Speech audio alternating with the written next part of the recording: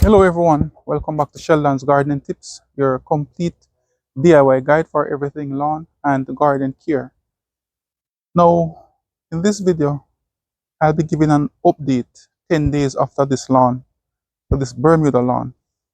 It was raked using the Allet Scarifine rake attachment. It was also scalped using the reel mower.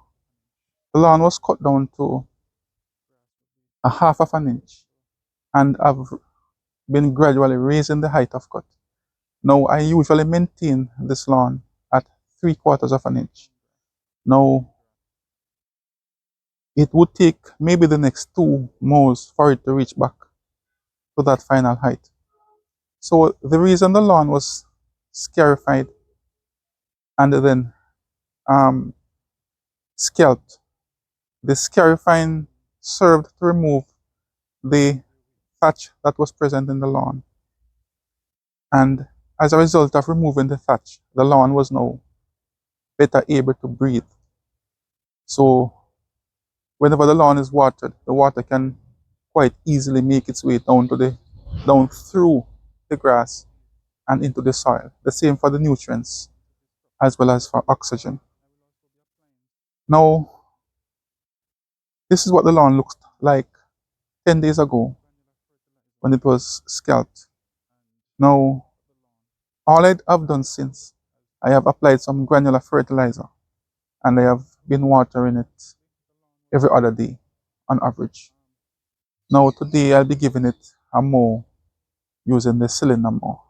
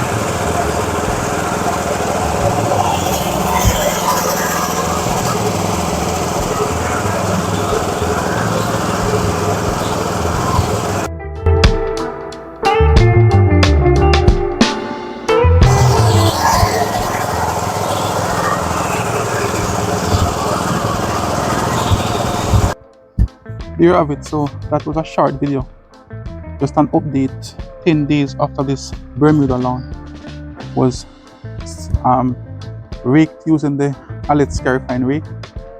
It was also scalped using the reel mower. Now that served to remove all debris, all dead grass, organic matter, any above ground thatch that was present in the lawn. The rake served to remove that, as well as the scalping. Now the lawn has been allowed to grow back, so I applied some granular fertilizer, and I water the lawn once every other day, and after 10 days this is the final result. Now I'm very happy with the way the lawn has rebounded.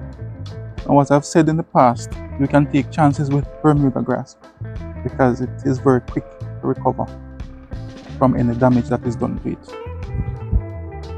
So that is it for this video. That is how you can scarify your Bermuda lawn and get this type of results within less than 2 weeks time period. So thanks for watching this video. If you found it helpful, please do give it a thumbs up. Drop a comment in the comment section. Let me know how your Bermuda lawn is coping, whether you are carrying out these cultivating practices or if there are other practices that you carry out that I do not carry out. I would be interested to hear how that is done. So I will see you again in future videos.